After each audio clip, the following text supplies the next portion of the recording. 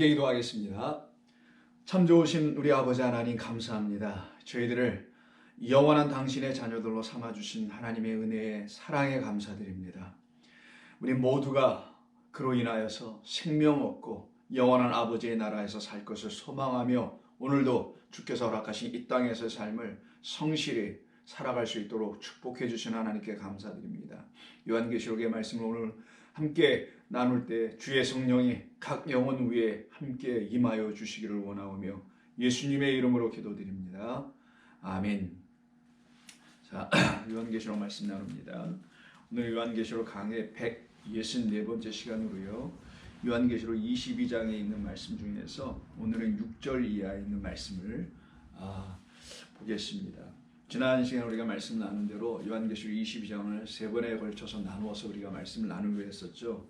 지난 시간에 나눈 말씀 이어서 곧바로 지난 시간에 생명수 강에 대한 이야기 그리고 생명나무에 대한 이야기 곧 생명을 주시려고 하신 하나님의 본뜻에 대한 이야기를 함께 나누면서 창세기서부터 계시록에 이르기까지 펼쳐져 있는 모든 말씀이 하나님이라는 영원하신 생명을 우리에게 주시려고 하신 것이라는 것, 그것이 우리에게 허락된, 우리에게 약속되고 맹세되어 있는 새 언약이라는 것을 우리가 이제 알게 된 것이고요. 그것을 이제 요한계시록 20장에서 다시 한번 말씀을 하고 있는 것이죠. 그리고 오늘은 우리가 함께 나눌 것이 그런 그 생명의 말씀이 어디에 기록된 것인가 라는 것입니다. 그것이 바로 오늘 본문 6절에 언급되어 있는 이유는 이제 언급되어 있는 말씀인데요. 6절 이하 보시면 또 그가 내게 말하기를 이 말씀은 신실하고 참된지라 곧 주 선지자들의 영에 하나님이 그의 종들에게 반드시 속히 되어질 일을 보이시려고 그의 천사들을 보내셨도다. 보라 내가 속히 오리니 이 두루마리의 예언의 말씀을 지키는 자는 복이 있으리라고 하시는 이 두루마리의 예언의 말씀을 지키는 자들.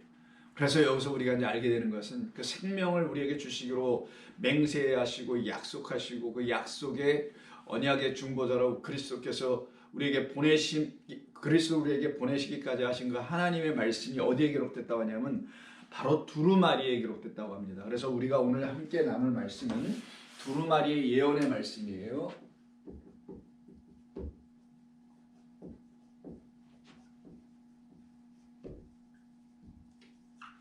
두루마리의 예언의 말씀에 대한 이야기를 함께 나누겠습니다.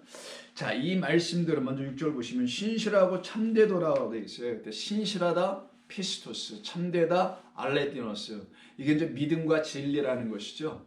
명사로 표현하면 이제 형용사로 사용돼서 이제 피스토스, 카이, 알레티노스 이렇게 써 있습니다. 그러면은 이 말씀들이 신실하고 참되다라고 하는데 여기서 우리 한번 생각해 할 게 있습니다. 세상에 수많은 말들, 사람들의 입에서 나오는 말, 뭐 뉴스에서 나오는 말, 다 이것은 인간의 입에서 나오는 말들이잖아요. 그 말들이 과연 신실하고 참될까요? 아닙니다. 신실할 수 있을 줄 몰라요. 정확하게 얘기할 줄 몰라요. 참되게 혹시 말할 줄 모르지만 그 모든 것은 fact, 사실일 뿐이에요. 그냥. 물론 사실을 이야기하지 못하는 것도 많이 있습니다. 왜곡하고 그 사실을 다르게 자기들의 어떤 이익을 위해서 바꾸어서 말하며 그걸 뉴스로 내보내기도 하고 어떤 개인 한 사람 한 사람도 자기의 이익을 위해서 자기를 보호하기 위해서 사실이 아닌 것을 거짓으로 말하는 것이 있을 때가 있죠. 그래서 팩트냐 false라는 표현을 놓고 세상은 이야기합니다. 그러나 하나님의 말씀은 이런 차원이 아닌 거예요. 이건 인간의 말에서 나오는 거고요. 하나님의 말씀 무엇이냐? 하나님의 입에서 나오는 말씀이라고 합니다. 그거는 뭐냐? 신실하다. 신실한 말씀, 두 번째는 참된 말씀. 이 두 가지를 하나님의 입에서 나오는 말씀은 우리에게 믿음을 주는 말씀이며 믿을만해, 참돼, 그래서 진리야. 주신 말씀이 믿음이고 나에게 진리를 주시는 말씀이기에 하나님의 입에서 나오는 말씀만 내가 믿을 만한 거고요. 우리가 그것을 생명을 주는 진리의 말씀 취할 수 있게 되는 거예요. 그래서 신실하고 참된 말씀을 누구만 주시는 거냐? 하나님께서만 주시는 거예요. 곧 우리가 믿을 바, 우리의 믿음의 주 되신 그리스도로부터 그의 입에서 나오는 말씀으로 우리는 비로소 신실하고 참된 말씀을 갖기 시작하는 거예요.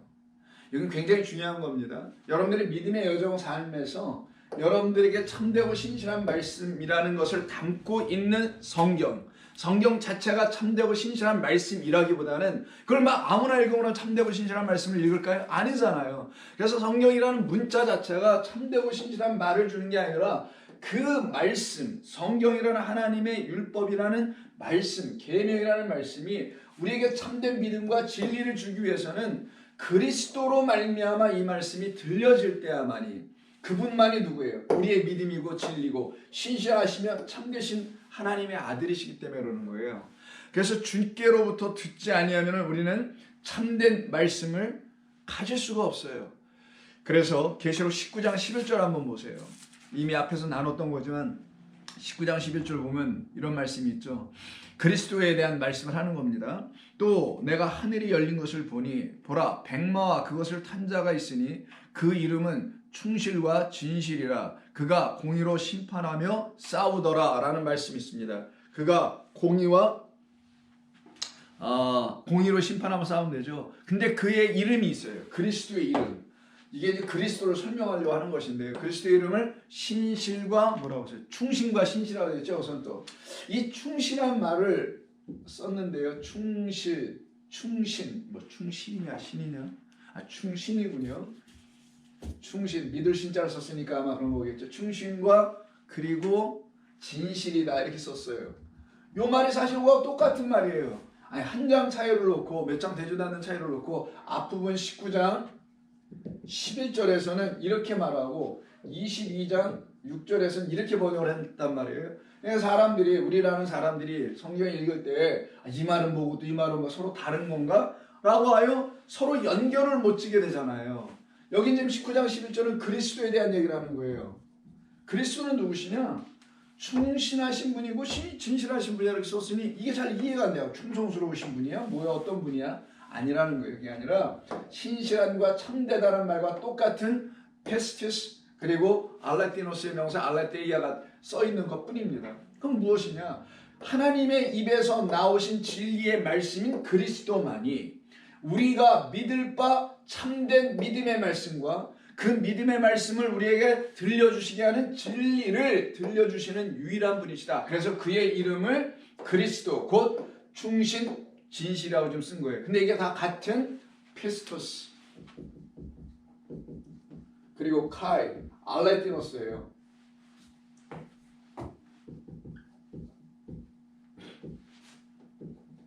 자, 알레티노스입니다. 여기서 나온 게 피스티스라는 명사 진리요, 믿음이요. 이게 여기서 나온 알레티아라고 여러분 잘 많이 들어보신 진리라는 명사가 나올 뿐이에요. 그래 우리 주님이 믿음이시에요. 우리가 믿는 게 아니라 그를 믿는다 이런 표현은 그의 믿음, 그가 나의 믿음이 됐을 때야만이 믿게 되는 거니까. 그래서 이 부분이 지금 22장 6절에 좀 언급되어 있는 거예요. 자, 그리고 19장 13절도 한번 보세요.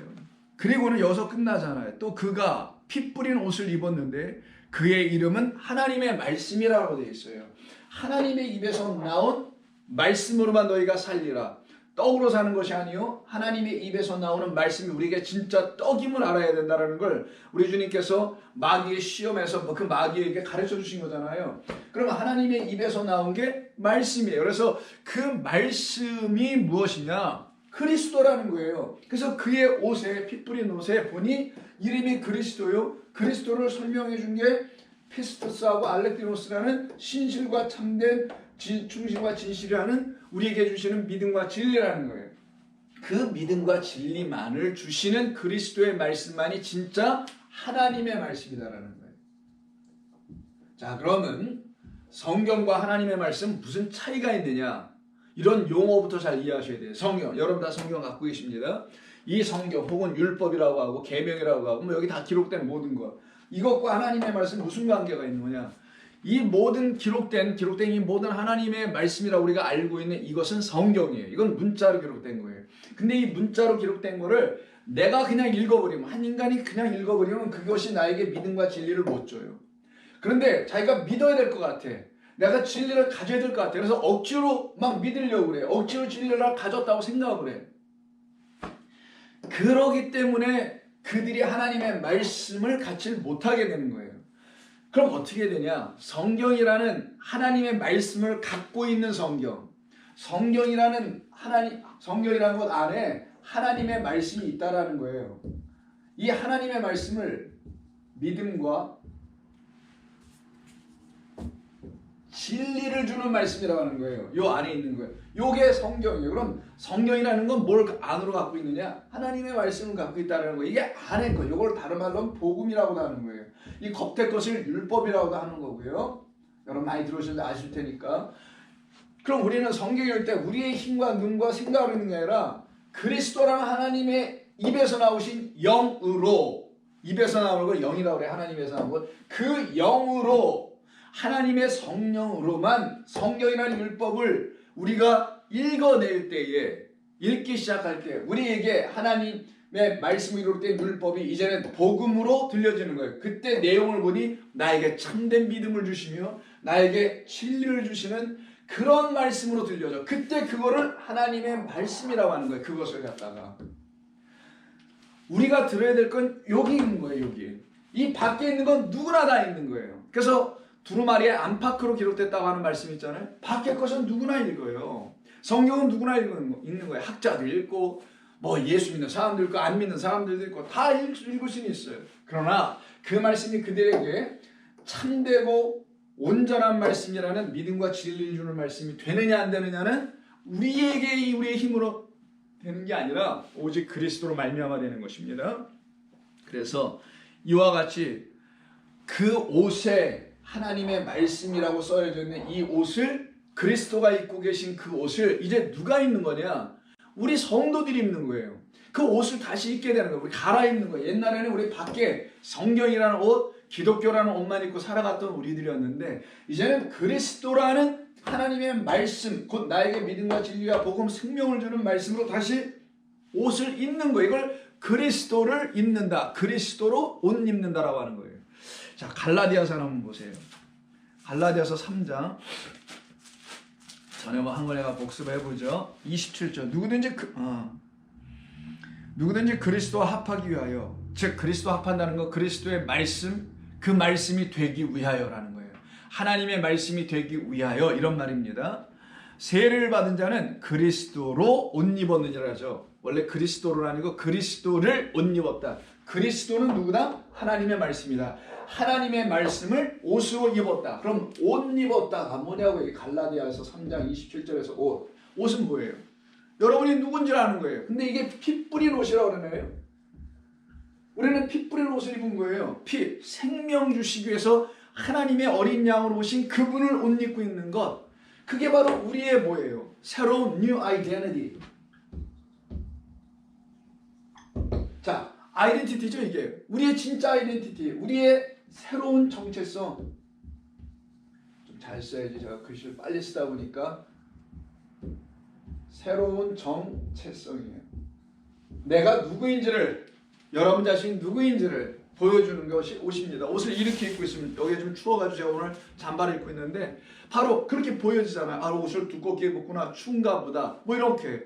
그가 누구인지를, 그가 어떤 상황에 있는지를 보여주는 게 이 옷을 통해서 보여주잖아요. 일할 땐 일하는 옷이 있고, 회의 갈 땐 회의 옷이 있고, 뭐 등등 다양하지 않습니까? 마찬가지로 옷이라는 것은 우리가 누구인지를 보여주는 외적, 내적 정체성이에요.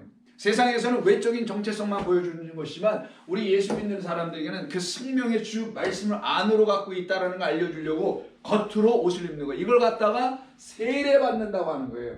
세례는 항상 겉의 것을, 즉 내가 안에 무엇이 생명이라는 하나님의 말씀을 갖고 있다는 걸 보여주려고, 곧 내 안에 생명, 성령을 갖고 있다는 것을 알려주려고 겉으로 물세례를 주는 거예요. 그럼 물세례는 어떤 세례 이후에 받는 거냐? 성령 세례 이후에 받는 거예요. 우리 세례 얘기할 때 했던 것처럼 이 성령이 우리 안에 있는 거고요. 겉에 있는 게 물이에요. 이 둘을 갖다 다 세례라는 걸로 묶은 거예요. 세례는 연합이고 죽음과 살아남을 상징하는 거란 말이에요.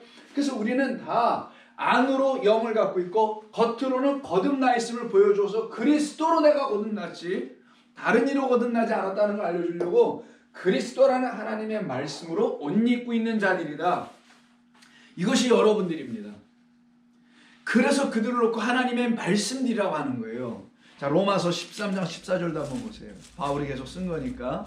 로마서 13장 14절 13장 14절입니다. 오직 주 예수 그리스도로 옷 입고 정욕을 위하여 육신의 일을 도모하지 말라.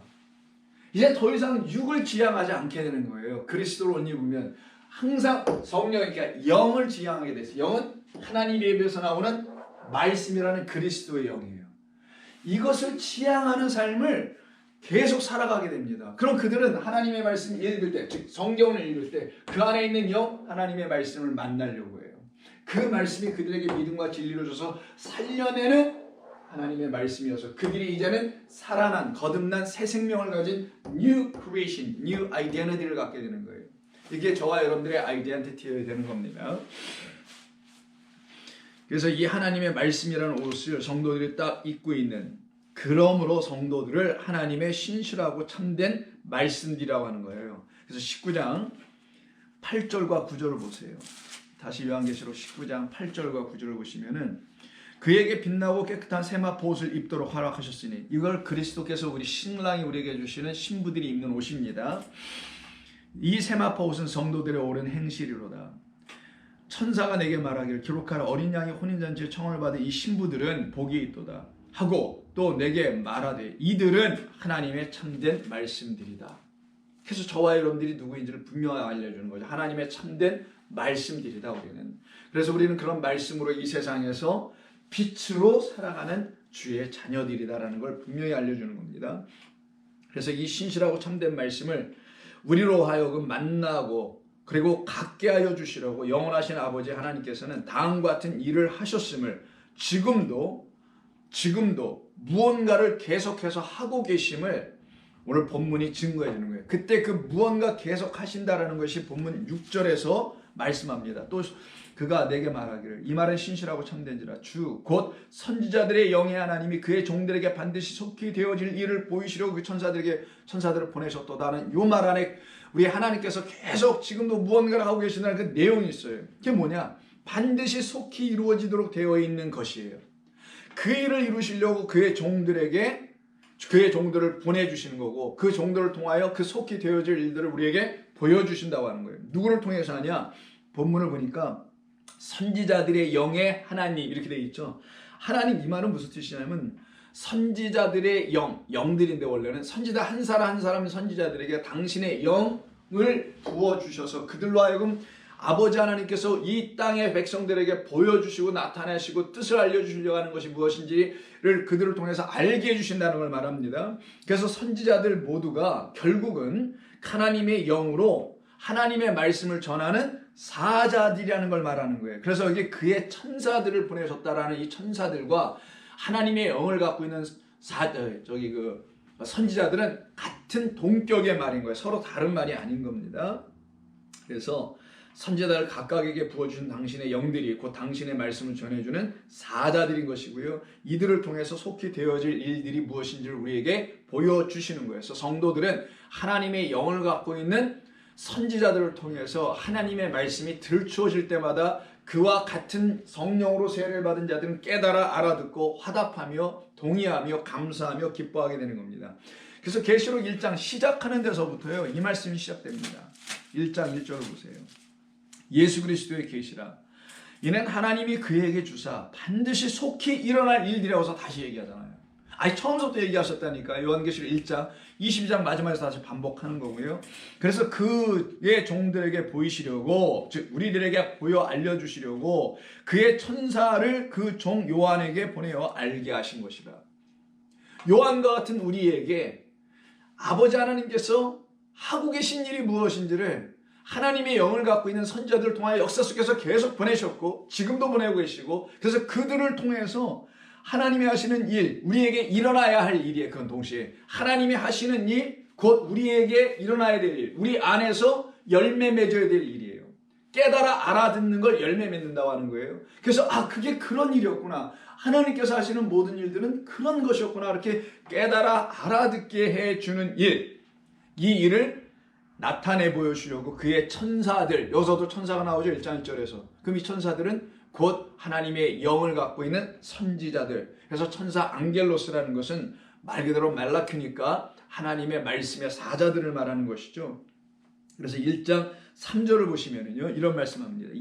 이 예언의 말씀을 읽는 자는, 자, 오늘 본문에 두루마리의 예언의 말씀이라고 7절에서 얘기해요. 그럼 이 예언의 말씀이 두루마리에 기록된 거고, 이 예언의 말씀, 두루마리의 말씀인 성경을 읽는 자들은 자기의 영어로 읽으면 끝장나고 그리스도로 읽으면 살아나는 거예요. 읽는 자들은 어떻게 읽어야 되는지 알려줍니다. 읽는 자와 듣는 자와 그 가운데 기록된 것을 지키는 자는 복이 있나니. 이 셋은 다 하나예요. 읽는 자, 듣는 자, 지키는 자. 읽는 자도 듣는 자고, 듣는 자와 읽는 자 모두는 다 사실 그 말씀을 지키는 자예요. 근데 여기서 우리가 주의 있게 바라봐야 될 게, 예전에 했던 겁니다만은, 읽는 자라는 것은 단수를 썼고요, 듣는 자하고 지키는 자는 복수를 썼어요. 이거 왜 이렇게 나눠 썼냐면은, 읽는 자라는 건 말씀을 선포해 주시는 분을 읽는 거죠. 읽는다고 하죠. 말씀을 선포해 주시는 분이 누구냐? 그리스도를 말하는 거예요. 요 안에 있는 걸 선포해 주시는, 요 안에 있는 성령이 내게 기름을 부으사 내가 가난한 자에게 복음을 전파하게 하시려고 해서 누가복음 4장 10절에서 말하잖아요. 그때 그걸 선포하는 자, 캐리구마해 주시는 그 분이 바로 하시는 일이 요 안에 있는 말씀을 전파하시는 거예요. 그걸 갖다가 읽는 거다, 읽다라는 거예요. 아나디노스크라고 하거든요. 위의 것을 알게 해주기 위해서 읽어주는 거예요. 그래서 헬라어 동사에 읽다라는 건 그냥 단순히 우리말로 영어로는 reading 이런 게 아니고요. 아나, 위에 있는 것으로 기노스코, 알아가게 하는 것을 읽는 거예요. 그 안에 담겨 있는 걸 읽는 거예요. 그래서 아나라는 전치사가 항상 두 가지가 있다고 했죠. 1번 위의 것, 2번 그 안에 있는 것. 이 두 가지 의미가 있어서 아나 기노스코 하는 거예요. 그 읽어주시는 분 누구냐? 그 위의 것과 그 안에 있는 것을 알려주실 수 있는 분은 단 한 분. 그래서 단수. 씨가 많으나 우리가 받아야 될 씨는 단 하나다. 이게 갈라서 4장 1절입니다. 이게 뭐예요? 그리스도라는 씨예요. 그리스도를 통하여서만이 위에 있는 것과 안에 있는 것이 우리에게 들려져 믿음과 진리인 생명의 말씀을 취하게 되는 거예요. 그래서 읽는 자는 하나, 그럼 듣는 자는 우리 모두예요. 그럼 듣고 우리가 어떻게 해야 돼? 지키지. 그리스도께서 그 말씀을 지켰듯이 우리도 그 말씀을 지켜내는 거예요. 어떻게? 생명이 있는 말씀이니 그때부터 지킬 수가 있어요. 근데 이 겉에 문자로 된 율법은 그들에게 수고와 헛된 애씀으로, 무게로, 뭐라 그럴까, 부담감으로, 혹은 자기의 의를 이루는 어떤 방편으로, 하나님 보시기에 온전하게 뭐 하고 싶은 어떤 이런 열정으로 지켜낸단 말이에요. 그 얼마 못 가지만. 그래서 알아듣게 읽어주어야, 즉 풀어 강독해 주시는 분이 계시다라는 것을 1장 3절이 말해주는 거고요. 그때 그 말씀을 알아듣게 읽어주니, 깨닫게 읽어주니 듣는 자가 어떻게 되겠어요? 때가 가까이 왔음을 비로소 알게 되겠죠. 그래서 1장 3절에 지키는 자는 복이 있나니 때가 가까움이라. 우리 주께서 내게 오시기로, 다음 주에 이제 마지막 시간에 할 텐데 속히 오리라는 거죠. 오시기로 약속한 그 일이 우리 가운데 이루어지게 하시려고 우리 주님께서 우리에게 어떻게 하시냐? 이 말씀의 주인이 돼서 찾아오시는 것. 이것이 저와 여러분 모두에게 나타나야 될 일이요, 이루어져야 될 일이라는 것을 성경이 우리에게 증거해 줍니다. 그래서 오늘 22장 7절을 보시면은, 보라 내가 속히 오리니 이 두루마리의 예언의 말씀을 지키는 자는 복이 있도다. 그래서 1장 3절과 22장 7절은 이렇게 같은 거예요. 똑같은 내용이 기록되어 있잖아요, 사실은요. 그래서 속히 되어질 예언의 말씀, 곧 참되고 신실한 하나님의 언약을 담은 말씀이 기록된 것을 두루마리라고 하는 겁니다. 그래서 7절 보시면 두루마리가 드디어 나오는 거예요. 이때 두루마리라고 한 것이 토비블리온인데 정관사는 필요 없고, 비블리온이라고 합니다. 중성명사로 써놨어요.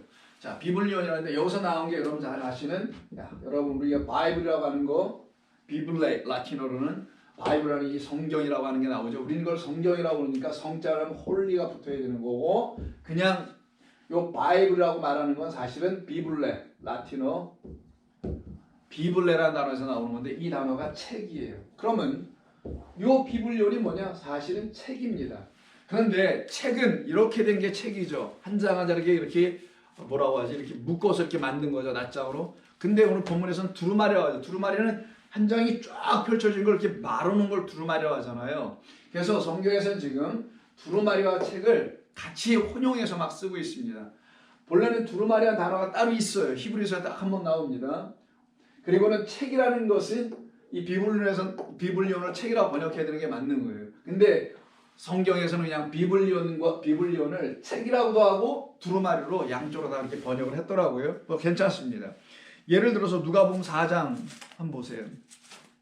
누가복음 4장 7절을 보시면은 예수께서 이제 회당에 들어가셨어요. 16절입니다. 7절이 아니라 16절. 예수께서 자라나신 곳 나사렛에 이르사 안식일에 늘 하시던 대로 회당에 들어가서 성경을 읽으려고 서심해 선지자 이사야의 글을 들이거늘 책을 펴서 이렇게 기록된 데를 찾더라 해서 이때 책을 펴다라는 게 있어요. 이게 바로 비블리온이에요. 또 다른 데 보면 마가복음 10장 4절 보세요. 다 성경을 얘기하는 거예요. 이게 다 마가복음 10장 4절. 자, 예수님을 찾아와서 바리새인들이 예수님을 시험에 거는 말합니다. 이혼을 놓고서 뭐 이혼을 해야 되냐 말아야 되냐 이 얘기를 놓고, 자, 예수님이 대답하여 말씀하시면 모세가 어떻게 너희에게 명했느냐 이르되 모세는 하니까 모세의 율법에는 이런 말이겠죠. 이혼 증서를 써주어 버리기를 허락하였습니다 할 때 이때 증서라고 하는 것도 있어요. 이게 증서. 요때 쓴 게 바로 또 비블리온이라고, 비블리온을 그렇게 증서로도 씁니다. 결국 모세 율법이죠. 요한복음 20장 보세요. 몇 군데만 보겠습니다. 이 비블리온, 이 두루마리가 뭐를 의미하는지를. 요한복음 20장 30절. 예수께서 제자들 앞에 부활하신 이유입니다. 나타나셔서는 이 책에 기록되지 아니한 다른 표적도 많이 행하셨으나 오직 이것을 기록하면 너희로 예수께서 하나님의 아들 그리스도이심을 믿게 하려 함이요 또 너희로 믿고 그 이름을 힘입어 생명을 얻게 함이라 할 때 이 책, 이렇게 책이라고 하죠. 이건 요한복음을 말하는 겁니다. 그럼 요한복음이라는 이 성경, 이것도 책이요, 이혼 증서나 모세율법도 책이요, 모두가 다 책, 비블리온인데 다 그것은 뭐냐? 요한복음 마지막 20장을 보니까 우리에게 생명을 주시도록 되어 있는 하나님의 말씀이라는 것을 말하는 거예요. 그래서 히브리서 10장 7절을 보세요. 여기까지는 다 비블리온이었고요. 히브리서 10장 7절. 자, 히브리서 10장 7절을 보면은, 자, 번제와 속죄제 이런 것을 기뻐하지 아니하시나니라고 하는 그 말씀 다음에 이에 내가 말하기를 하나님이여 보시옵소서 두루마리 책에 나를 가리켜 기록된 것과 같이 하나님의 뜻을 행하러 왔나이다 하셨느니라 라고 하여 그리스도 예수님을 소개해 주는 얘기잖아요. 이때 두루마리 책이란 말이에요. 동시에 나옵니다. 그러면 두루마리도 있고 책도 있네요. 지금까지 책만 쭉 나온 거예요. 사실 두루마리라고 본문에 번역을 했습니다만 원래는 이게 책입니다. 그런데 히브리서 10장 7절에는 여기서 두루마리와 책이 동시에 나와요. 이때 두루마리와 책은 비블리오니까 이거 두루마리라는 게 뭐냐? 케팔라이스라고 합니다. 이걸 여러분 알 필요가 없지만 케팔리오스 요 단어가 나와요. 이게 진짜 사실은 두루마리예요. 자, 그런데 중요한 건 이게 두루마리로 옛날에 이렇게 하든 이걸 책으로 만들어서 지금 우리가 쓰는 것이든 관계없이 이 모두가 다 하나님의 말씀을 담고 있는 것이다 라는 걸 여러분이 아시고 계시면 되고요. 이것을 갖고 있는 곳이 어디냐? 바로 반석인 교회인 거예요. 우리가 이 말씀을 갖고 있는 것입니다. 계시록 1장 11절을 보세요. 요한계시록 1장 11절을 보시면, 자, 7개 교회에 보내는 편지 속에 나옵니다. 이르되 내가 보는 것을 두루마리에 써서 예배소, 서머나, 버가모, 두아디라, 사대, 빌라델비아, 라오디게아 7교회 보내라 하죠. 이때 두루마리가 그럼 어디로 가요? 하나님의 말씀이 7교회에 가는 거예요. 그래서 교회라는 곳만 하나님의 참된 신실한 말씀을 가져야 하는 거예요. 갖고 있어야 할 곳이에요. 근데 안타깝게도 만약에 그 교회가 그 안에 있는 하나님의 말씀을 갖지 못하고 요 겉에 있는 것, 성경이라고 말하는 것을 갖고 있다면, 여러분 성경은요 서점에도 있어요. 아니 심지어는 성경은 무슨 호텔방, 서랍에도 여러분 있잖아요. 성경은 곳곳에 다 있다니까요. 중요한 건 그 성경이 어디에 있느냐가 문제가 아니라 하나님의 교회라는 성도들 안에 있어야 된다는 걸 말하는 거예요. 그리고 이 건물로서의 교회라고 하는 이곳에도 사실은 이 껍데기 겉에 있는 성경만 있는 곳이 되어서는 안 되고, 이 몸된 주님의 교회인 성도와 이 전체 회중으로서 그 교회 또한 그 안에도 하나님의 참된 말씀을 갖고 있어야 되는 거예요. 저는 확신합니다. 우리 좋은 교회가 비록 크진 않지만 이 하나님의 말씀을 갖고 있는 교회라 저는 확신하고 목회하는 거예요. 혹시 여러분들 중에서 우리 좋은 교회 성도님들 중에서 이 말씀을 듣는 좋은 교회 성도님이 아닌 분들은 제가 알 수가 없으니 모르지만 우리 교회 성도님 중에서 이 말씀을 지금 오늘 듣고 계시록 20장 저 마지막이에요. 듣고 여러분 기회를 갖길 바라요. 내 안에, 여러분 안에 정말 내가 하나님의 말씀을 갖고 있는가? 그 두루마리는 교회에 보내는 거니까, 우리 안으로 보내주는 거니까 갖고 계신지, 생명이 여러분에게 있는지, 하나님의 말씀 읽을 때마다 생명을 듣고 있는지, 생명을 공급받고 있는지, 그래서 죽어있는 나의 심령, 힘들고 어렵고 지칠 때마다 혹은 혼란이 있을 때마다 내가 이 말씀을 통해서 힘을 얻고 다시 일어나는지, 그때 힘을 얻게 하는 게 무슨 성경의 말씀이 나에게 위로를 주는 게 아니라 진짜 생명을 주시는 하나님의 말씀 그리스도로 듣고 있는지 여러분 점검하셔야 되는 거예요. 그래서 계시록 1장 11절의 말씀처럼 이 일곱 교회, 일곱 영을 갖고 있는 진리의 말씀을 갖고 있는 새 창조가 일어나는 그곳, 바로 거기에는 하나님의 말씀이 있게 되는 겁니다. 그래서 하나님의 말씀이 우리에게 생명이 되도록 읽혀지고 영접되려면 그것은 오직 그리스도께서만 그 말씀을 풀어 들려주셔야만이 되는 거예요. 그것을 갖다가 생명을 주시기 위해서 우리 주님께서 이 말씀을 풀어주신다라고 하는 거예요. 그 풀어주는 이야기를 놓고 인을 떼다 많이 했으니까요. 5장에 나와 있죠. 5장 1절부터 9절을 쭉 보면 인을 떼시는 이야기가 나오죠. 오직 그 죽임당하셨으나 싸워서 이기신 다윗의 사자, 어린 사자에게서부터 나온 바로 그리스도를 얘기합니다. 그가 인을 떼어주시는 거죠. 그 인이 떼어진다. 곧 풀려져서 이 겉에 성경 문자가 우리에게 풀려져서 깨닫게 되어서 위의 것과 안의 것이 무엇인지를 듣기 시작하게 될 때 참된 그 안에 있는 하나님의 말씀, 위에 있는 하나님의 말씀이 내게 믿음과 진리인 생명을, 이게 진짜 생명을 공급하는 거예요. 생명을 주시는 말씀이 되게 하시기 위해서 인을 떼어주시는, 풀어주시는 주인은 오직 그리스도 예수밖에 없는 겁니다. 그래서 교회의 주인을 그리스도시라고 하는 거예요. 이 교회의 실제적인 소유자가 그리스도 예수시라는 게 아니라 그 말씀의 주인, 교회인 일곱 교회 여러분 한 분 한 분은 여러분 안에 말씀이 있어야 된다는 그 말씀의 주인 그리스도만이 인을 떼어주시는 거라 저와 여러분이라는 교회의 주인을 그리스도라라고 하는 거예요.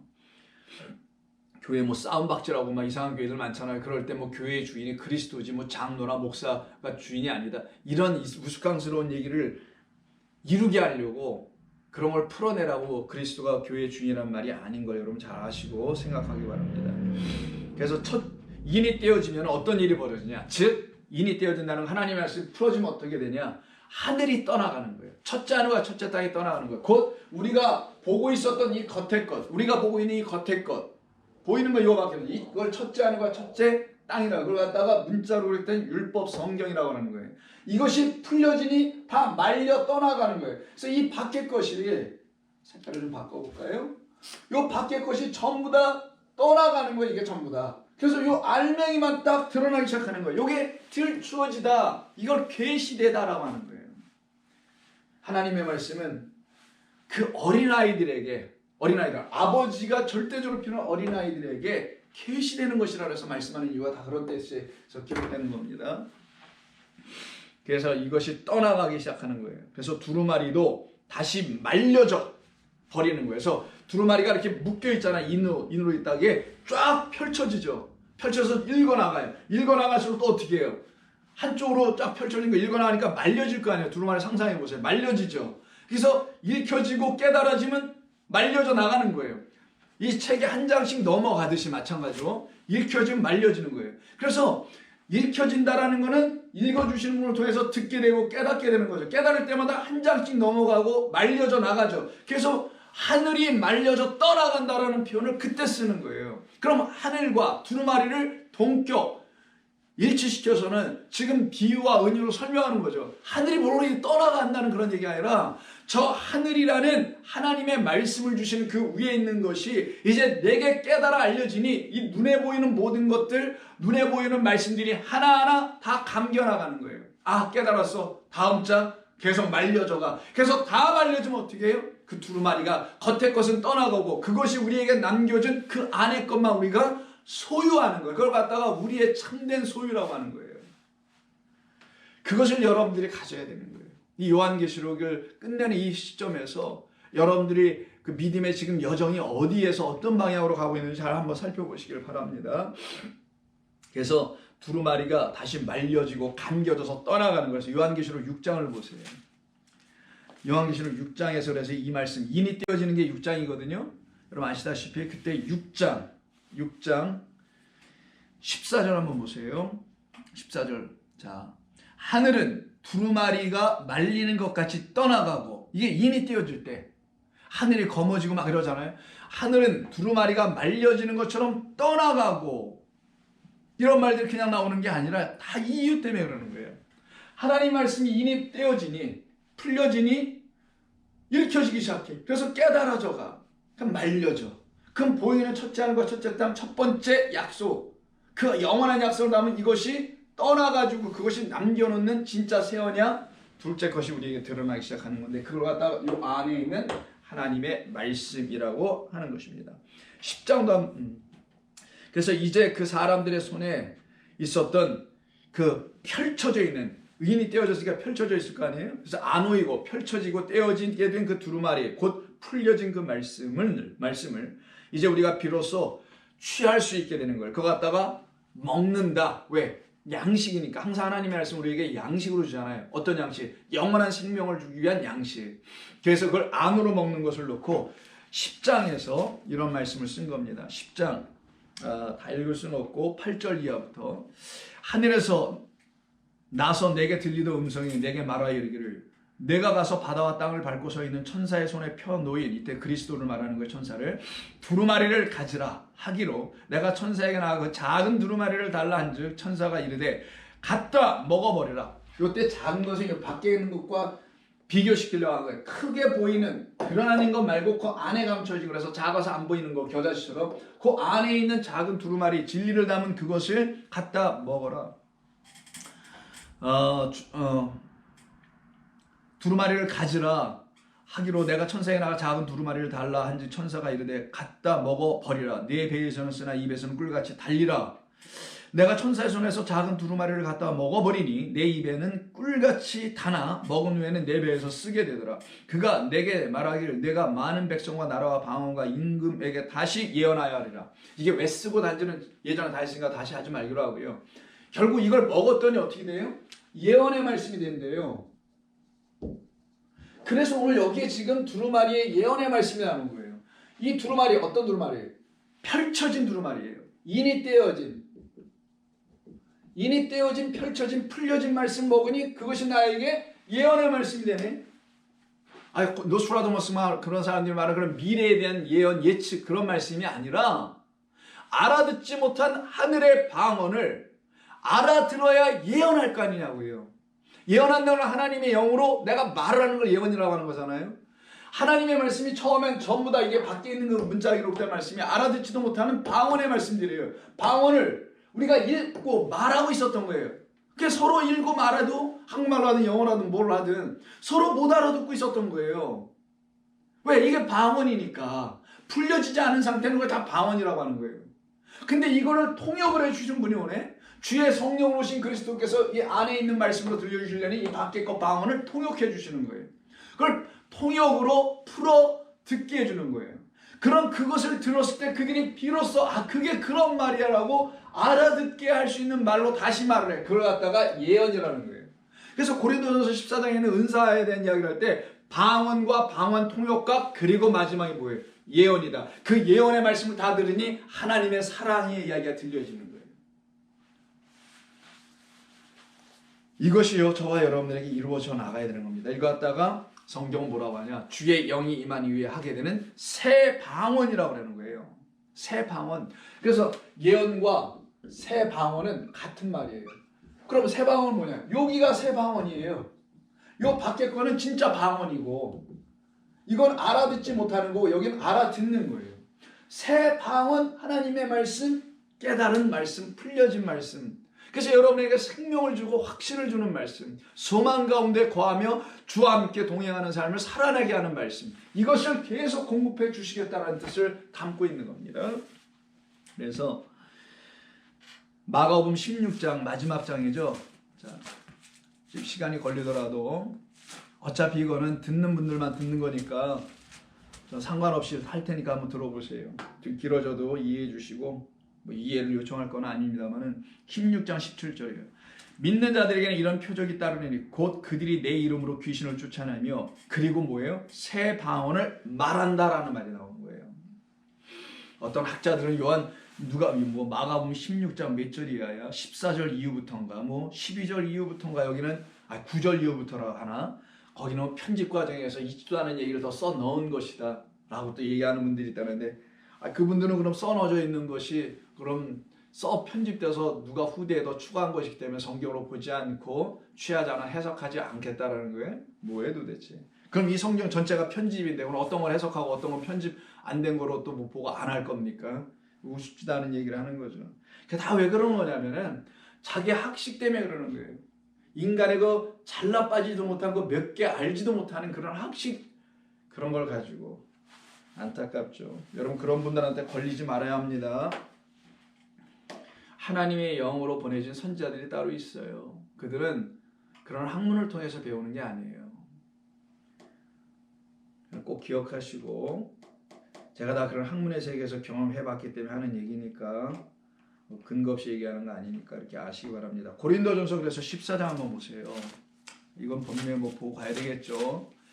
자, 고린도전서 14장 다 읽을 수는 없고 2절 이하.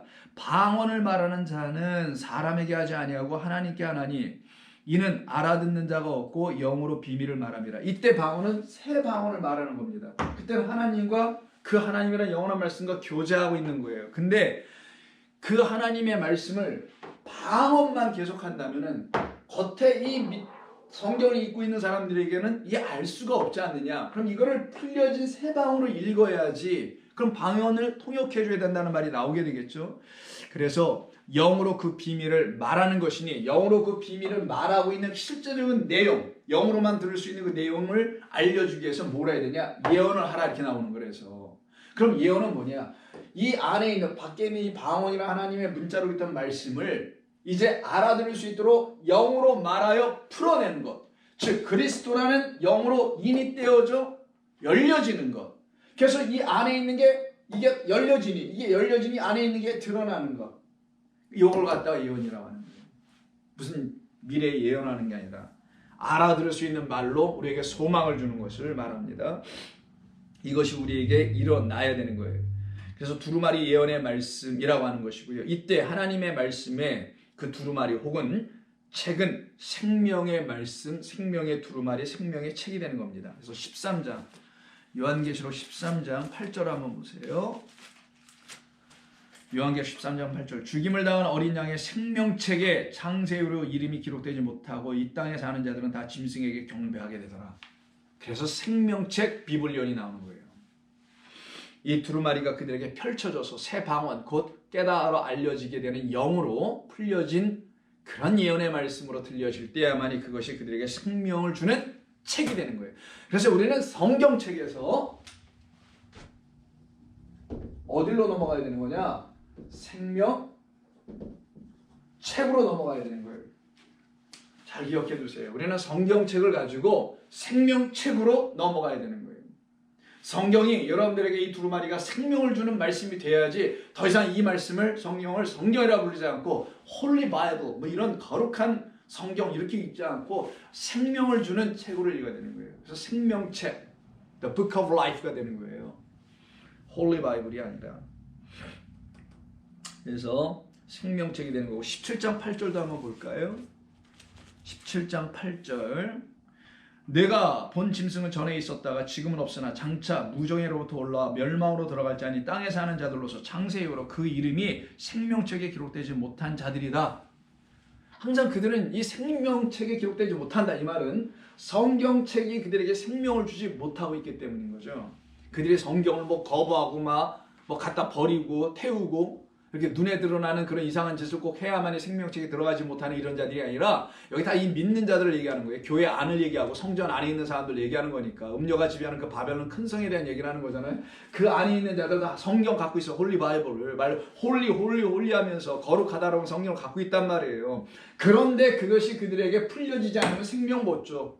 여전히 방언만 하고 있어. 그들에게는 생명을 주지 못해요. 이 책에 20장 15절도 볼까요? 20장 15절입니다. 자, 둘째 그 사망에 대한 이야기죠. 누구든지 이 생명책에 기록되지 못한 자는 그 둘째 사망 곧 불못에 던져지리라. 그래서 계속해서 이와 같은 말씀 우리에게 전해 주시고 계신 것입니다. 이 생명책에 기록된 자들은 다름 아닌 그 말씀을 지키는 자들이에요. 그래서 오늘 본문 22장 7절이 이렇게 얘기한 거예요. 이 예언의 말씀을 지키는 자, 테레오라고 했는데 간수하는 거예요. 지키는 거예요. 보호하는 거예요. 너무나 소중하니까. 너무나 귀하니까. 여러분 물건이 귀하면 여러분 어떻게 해요? 깊이 넣어놓죠. 여러분 지갑을 이렇게 막 손에 흔들고 돌아다니는 사람 봤어요? 아니잖아요. 막 100불, 200불짜리 막 손에 흔들고 돌아다니는 사람 봤어요? 아니에요. 다 안으로 깊숙이 넣잖아요. 왜 그렇게 했어요? 귀하다고 생각하니까. 그러면 하나님의 말씀이 정말 그들에게 생명을 주는 말씀이라면 그걸 어디에 지키겠어요? 뭐 호주머니에 넣고 다닐 거예요? 아니잖아요. 자기들의 마음 안에 새 영이 부어진 그 영혼 푸시케들 안에 담고 다니는 거예요. 안에 넣고 다니는 거죠. 그래서 이들을 갖다가 예언의 말씀을 지키는 자다. 이들이 복이 있도다 라고 한 거라서 이들이 복이 있도다. 그게 7절의 말씀이에요. 이들이 복이 있도다. 그럼 성경에서 복은 뭔가요? 시편 104편인가 어딘가 나오는 영생의 복을 말하는 거예요. 우리에게 주시려고 하는 건 진짜 생명, 하나님의 생명, 영생이라는 생명이에요. 자, 8절 9절 한번 볼까요? 이것들을 보고 들은 자는 나 요한이니 내가 듣고 볼 때 이 일을 내게 보이던 천사의 발 앞에 경배하려고 엎드렸더니 그가 내게 말하길 나는 너와 내 형제 선지자들과 또 이 두루마리의 말을 지키는 자들과 함께 된 종에 불과하니 나에게 절하지 말라. 그리하지 말고 하나님께만 경배하라 절하라 이렇게 얘기합니다. 이 말씀을 지키는 자들이 누군가 이렇게 알아보니 이 본문에 가르쳐 주는 거예요. 6절에서 이미 언급한 천사들이었고요. 곧 하늘의 사자들 천사들이었고요. 그리고 또한 형제들 종들이라고 지금 얘기합니다. 그래서 22장 9절에서 그걸 반복하기를 두루마리의 말씀을 지키는 자들을 셋으로 나눕니다. 형제들, 곧 선지자들이라는 형제들이고 그리스도의 형제들을 말하는 거고요. 사자들, 앙겔로스라는 천사들을 말하는 거고요. 또 종들이라고 말합니다. 이것은 정확하게 6절과 사실은 일치하고 있는 말씀에서 6절과 9절은 같은 말씀이기도 합니다. 이들, 바로 성도들은 이 예언의 말씀이 기록된 두루마리를 이제 먹어요. 먹어서 안으로 그 말씀을 먹었으니 안에 있을 거 아니에요. 생명의 말씀을 영접했으니 그리스도가 여러분 안에 계신 것과 같은 거죠. 그래서 안으로 지켜내는 거예요. 그러니까 안에 계신 여러분의 주님과 여러분을 어떻게 하겠어요? talking, 이야기하겠죠. 대화하겠죠. 주께서 들려주시는 말씀을 듣겠죠. 그 말씀에 대해서 여러분은 아멘, 화답하겠죠. 이것이 이루어지는 거예요. 안으로 갖고 있는 사람들은. 그래서 결단코 이 하나님의 말씀, 안에 있는 하나님의 말씀은 빼앗기지도 않으며 이것을 사사로이 취하지 않게 돼요. 내가 하나님의 말씀 먹었어, 취했어요. 이걸 나의 개인적인 사역을 위해서 갖거나 집단의 이익을 위해서 취하지 않게 되는 거예요. 결단코 하나님의 말씀을 사사로이 취하지 않게 됩니다. 왜냐하면 이 예언의 말씀은 하나님의 말씀이기 때문이고 이 하나님의 말씀은 우리의 주관적 관점이나 해석을 통해서 취해줄 수 있는 말이 아니에요. 더구나 상황적으로 이 하나님의 말씀을 취해서도 안 되는 거예요. 그래서 하나님의 말씀을 먹는다, 취한다라는 건 여기다 적을까요? 여기다 적어보겠습니다. 이거 지워지지도 않네. 하나님의 말씀은요, 우리의 개인적인 생각으로 막 취하고 하는 게 아닙니다. 굉장히 중요한 거니까 한번 여러분들 말씀드릴게요. 요한계시록 끝나가는 부분이나 이런 말씀 여러분들 드려야 되겠는데, 하나님의 말씀을 먹는다, 우리가 읽는다, 모든 사람 다 읽잖아요. 다 취하잖아요. 그때 이렇게 취하면 안 된다는 거예요. 어떻게? 주관적으로 취하지 말고. 두 번째는 상황적으로 취하지 말라. 주관적으로 취하지 말고 상황적으로 취하지 말라. 주관적 해석하지 말고 상황적 해석하지 말라는 거예요. subjective. interpretation이라고 합니다. 상황적 contextual interpretation. context, 상황에 맞게 이 상황이 좀 이래. 거기에 맞게 성경을 집어 끼워넣어서 풀거나 뭐 해석하거나 하지 말라는 거예요. 교회적 상황, 국가의 상황, 나라의 상황, 전 세계의 상황 이런 데에 맞춰서 성경의 말씀 봐라. 그러니까 곧 주님 오실 때가 다 되지 않았느냐. 이런 식으로 상황적 해석을 하는 거. 주관적 해석, 나의 지금 삶이 지금 어떤 상황이 있는데, 나의 권고함이 어떤 상태에 있는데, 나의 지금 믿음이 얼마나 뜨겁고 그러는데, 이런 어떤 주관적인 어떤 해석을 해주시려고 성경을 우리에게 주신 것이 아니라는 것. 그래서 하나님 말씀 먹고 취한다는 건 나라는 사람을 뭐 이렇게 나의 지금 현재의 어떤 상황들, 내가 지금 겪고 있는 어떤 삶의 어떤 경험들 이런 거 그거 한두 개 풀어주시려고 해결해 주시려고 존재하는 게 하나님의 말씀이 아니라 이런 개인, 주관 개인과 그 개인이 처해 있는 상황 이 전체의 삶에서 살아가고 있는 우리에게 진짜 영원한 삶, 영원한 또 다른 나, 그게 뭐예요? 영생을 소유한 또 다른 나, 새 사람이에요. 그리스도 예수 안에서 그 새 사람 되게 하시려고 그렇게 하신 거라는 걸 알고 그런 새 사람으로 나를 만들어 가시기 위해서 주신 말씀이 하나님의 말씀이라는 거. 그걸 먹어야 한다는 거예요. 그래서 하나님의 말씀을 자의적 상황에 맞추어 자기의 소견에 따라 해석을 하거나 아니면 개인과 집단, 교회, 사회, 국가 이런 어떤 상황과 이익에 맞게 해석해 보려고 할 때 그런데 그게 좀 안 맞는 것 같아. 그래서 하나님 말씀 어떻게 해요? 변곡시키고 왜곡시켜버리는 그런 일들을 서슴지 않고 행하는 사람들이 수두룩 많습니다. 그걸 갖다가 누룩이라고 하는 거예요. 누룩을 넣지 말라고 하는 거예요. 그래서 이들에 대한 이야기를 계시록 22장 18절에서 다시 얘기합니다. 오늘 두루마리니까요. 내가 이 두루마리의 예언의 말씀을 듣는 모든 사람에게 증언하노니 만일 누구든지 이것들 외에 더하면 이 말이 나오는 거예요. 주관적인 것과 상황적인 해석을 하기 위해서 이 하나님의 말씀을 변개시켜 나에게 꿰맞추려고 이 상황에 넣어보려고 이 상황을 풀어보고 자기의 현실의 문제를 해결해 보려고 하나님의 말씀을 이상하게 풀어 그리스도가 풀어준 그것으로 듣지 못하고 자기가 풀어. 이게 가장 위험한 거예요 사실. 그건 이단만 하는 게 아니거든요. 소위 드러내놓은 이단들이 있죠. 여러분 아시는 뭐 신천지니 뭐 하나님의 교회니 이런 난 여러 가지 있다는데 잘 모르겠는데 그런 이단들만 드러내놓고 하는 게 아니라 기존 교회에서 더 많이 한단 말이에요 사실은. 기존 교회라는 소위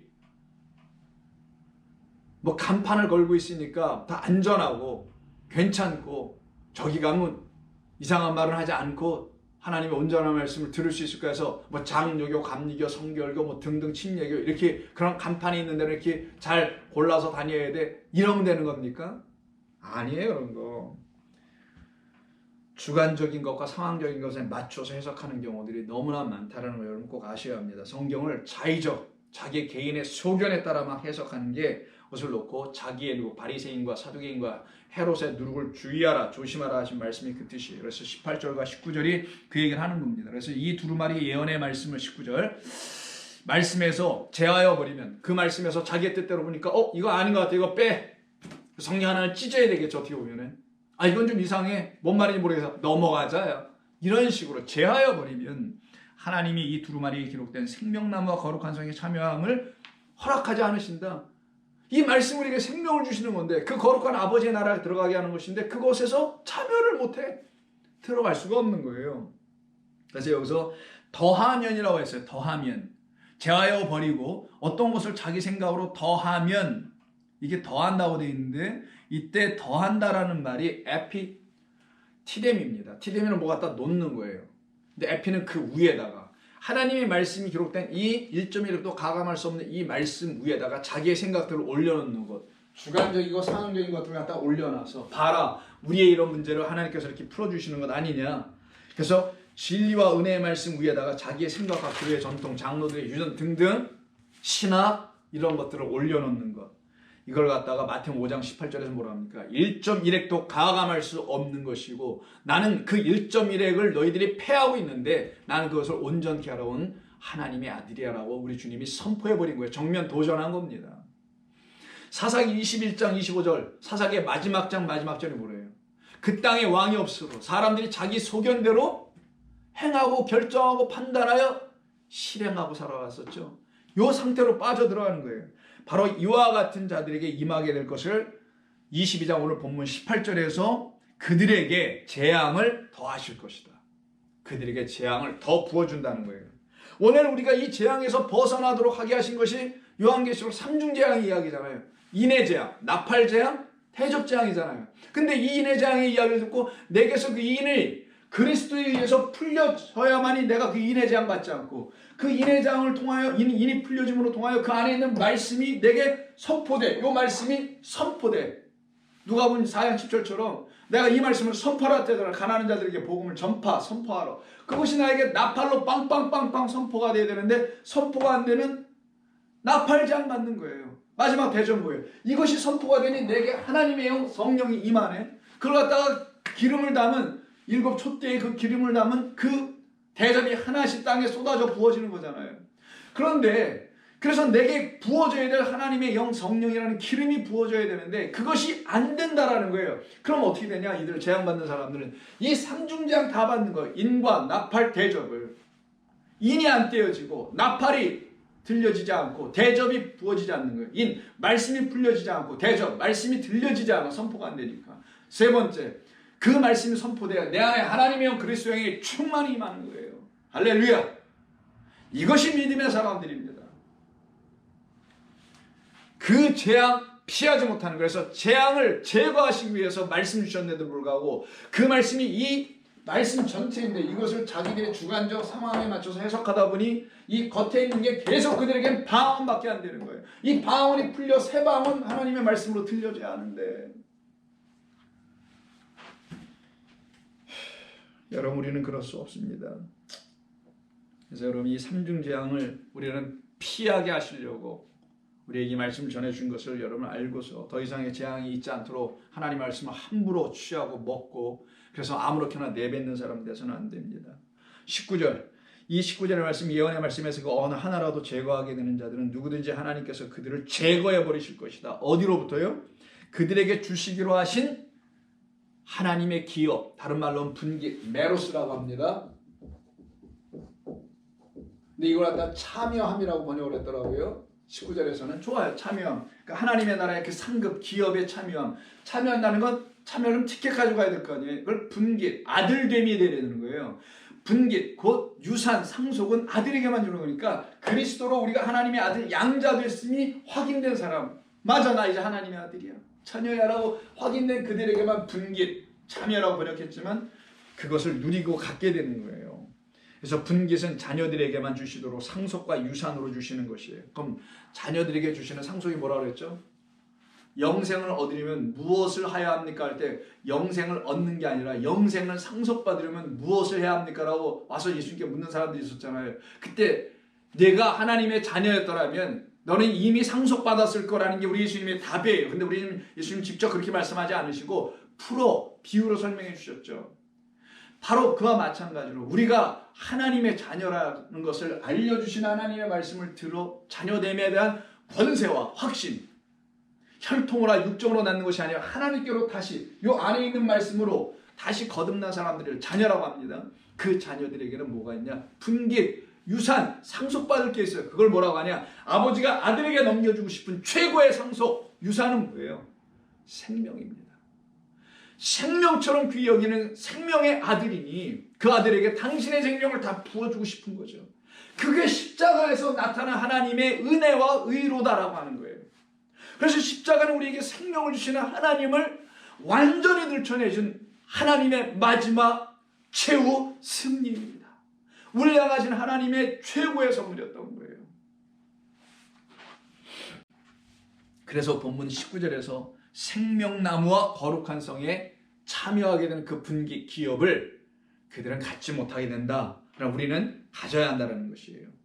그러므로 주께서만 이 인을 펼쳐 떼어 열어주신 하나님의 진리의 말씀을 그 어느 누구도 다시는 임봉할서는 안 되는 거예요. 아니 임봉할 수도 없죠. 한번 열어주셨는데 어떻게 그걸 임봉을 해. 한번 펼쳐지면 그건 영원토록 우리에게 펼쳐져 있는 거예요. 그래서 그것은 다시 임봉해서는 안 되는 거예요. 그래서 임봉하지 말라가 22장 10절 또 내게 말하되 이 두루마리의 예언의 말씀을 임봉하지 말라. 때가 가까우니라. 펼쳐져 있는 말씀, 너희는 계속 그 말씀을 들으라. 보아라, 읽어라, 취하라, 먹으라. 생명으로 먹어야 되는 거예요. 그래서 임봉하지 말라. 스프라기조라고 합니다. 절대로 하지 말라는 단어를 써서 never라는 영어에 해당되는 헬라어 메를 쓰는 거예요. 절대로. 그렇죠. 우리에게 하나님 말씀이 절대로 다시 닫혀져서는 안 되죠. 성경 덮고 안 읽는다는 말, 그것도 물론 닫는 거겠죠. 그러나 그 안에 있는 생명의 말씀을 듣기 위한 여러분과 제가 해야 될 그 일, 이 일에 소홀히 하지 말라는 거예요. 그럴 수 없죠. 그래서 진리가 이 세상에 드러나게 하라는 뜻을 담고 있는 겁니다. 여러분 안에 하나님의 말씀이, 생명의 말씀이 채워져서 여러분에게 풍성하면 여러분의 입 밖으로 흘러나오게 되어 있어요. 그래서 내 잔이 넘치나이다 말은 여러분의 이 안이 생명의 말씀으로 채워지면 넘쳐서 흘러나와 시편에 있는 수많은 다윗의 기도, 시, 복음 증거하는 것처럼 저와 여러분들도 그렇게 할 수가 있게 되는 것이 임봉하지 말라. 우리의 입에서 하나님의 말씀이 임봉될 게 아니라 펼쳐져서 하나님의 말씀이 온 세상에 진리와 생명을 주시는 믿음의 말씀으로 선포되게 해야 되는 것이겠죠. 이것이 교회와 성도들이 해야 할 일입니다. 기도하겠습니다. 하나님 고맙습니다. 우리 주님이 아니시면 하나님의 말씀을 풀어주실 분 없으며 우리 주님이 아니시면 우리 이 하나님의 거룩하고 생명 있는 말씀을 들려주실 분 없사오니 이제 우리는 주께로부터 듣고 주님으로부터 배워서 영원토록 우리를 사랑하신다는 하나님의 언약과 생명을 담은 말씀을 듣는 거룩하고 복된 종들 되게 하여 주시옵소서. 감사하며 예수님의 이름으로 기도드립니다. 아멘.